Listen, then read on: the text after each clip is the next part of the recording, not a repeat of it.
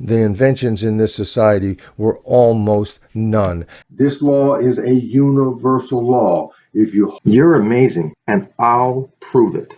At Knowledge is Freedom, we are dedicated to helping you unlock the extraordinary in your children with a fun and empowering guide for parents and children. Hi, I'm Neil, the Crazy Inventor, and this is Lady Linda.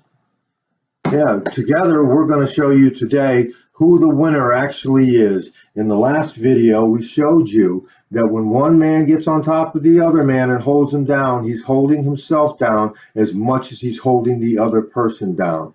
So we're going to go into whether ancient societies had this law or not. This law is a universal law. If you hold someone else down, you hold yourself down.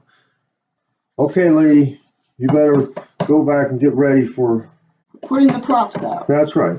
We're putting props out. Go ahead. Okay, everybody, see you later. And we'll get to the first society, which is ancient Greece. Here we have ourselves in ancient Greece. Ancient Greece started 6,000 years before Christ and almost made it to Christ himself. The fact is that they spent 6,000 years. As a crazy inventor, I want to know, what did they invent? What did they create for their fellow human being that raised their life? Well, the fact is, the inventions in this society were almost none. We invent more in one day today than they did in 6,000 years. So my question is, why? Why did they not create anything? Well, they spent all their time running around conquering other people, making sure that they could turn them into slaves, and then they used the slaves for their labor to build their monuments to their gods, to their kings, their queens, their rulers. They spent all their energy forcing slaves to build these things, and after 6,000 years they have almost nothing as far as invention goes. They didn't spend any time raising the people's lives around them. So now we're going to go to Egypt and see if that's any different. Now we find ourselves in ancient Egypt. And as you can see, in ancient Egypt lasted for more than 3,000 years.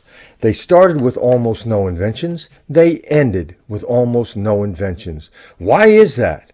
Well, part of it is because they felt that they could get ahead by holding the next person down. Here you've got a slave being beaten, and here you've got warriors that are going to attack other countries and civilizations and steal from them. So the whole system was set up by theft. And if a system is set up by theft, where the heck are you going to go if that's your foundation? So let's see. Let's move ahead and look at ancient Rome and see if it was any different. Here we have ancient Rome. And like the others, in ancient Rome, they built monuments to their kings, their rulers, and to their gods. The civilization was set up on theft. They would force other people to do their jobs, making them slaves, and then attacking other societies, stealing from them, and then coming back and bringing it home. Well, if the very foundation of your society is theft, where do you think you're going to end up?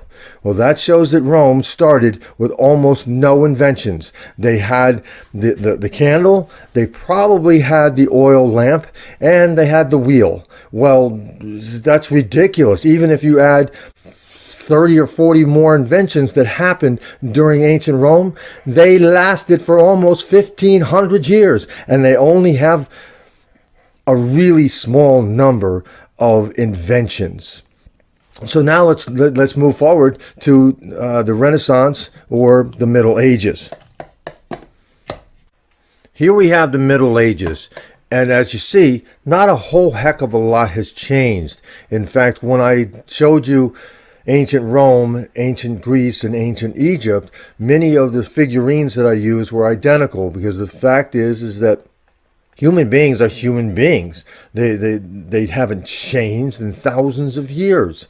And so when I show you how these societies have come together and decided that they were going to form their society on theft or conquering the other society and stealing from them that way, then it's the people are the same. It doesn't make any difference. You're still setting your society up on theft. And here we are in the Middle Ages. In the Middle Ages, they built castles and all sorts of stuff that they built for their rulers and for their gods, and then they just oppressed so many people. All of the peasants, they had slaves, and they again started out this society for 974 years went by, and they still had virtually nothing that they invented. There was some inventions, but even those inventions were suppressed very tremendously. In fact, the printing press was invented during the Middle Ages, and it should have changed the world instantaneously.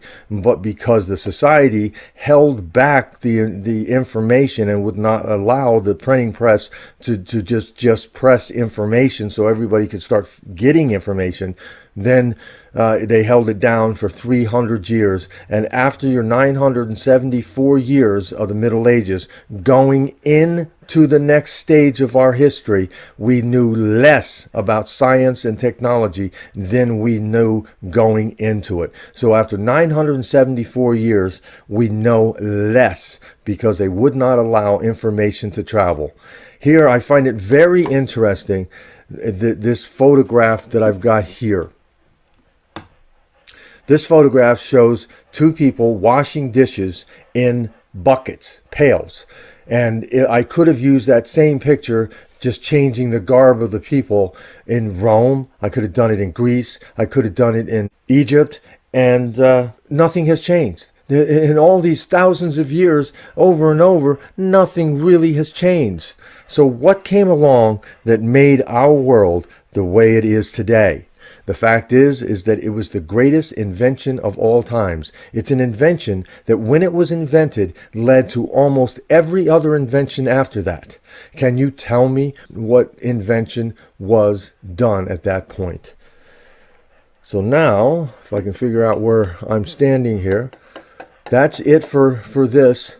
Again, just conquer thieves, stealing from other thieves. Well, that's just about all for this class, but I told you at the beginning of the class that I was going to tell you who the winner was of all of this. Well, the different societies, the ancient societies, are exactly like the two men fighting. You cannot hold another person down without holding yourself down. So remember that going forward. In the next video, I am going to introduce to you the most amazing invention of all times. It's absolutely incredible. And in the meantime, I would like you to make a comment or two about this video and about what you think the most important invention of all times is. What's the greatest invention of all times, bar none? I will tell you what my opinion is, but give me your opinion. Let me know. And for now, TTFN, ta-ta for now. Thanks. At Knowledge is Freedom, we are dedicated to helping you unlock the extraordinary in your children with a fun and empowering guide for parents and children. Unlock your children's full potential. Let the adventures begin.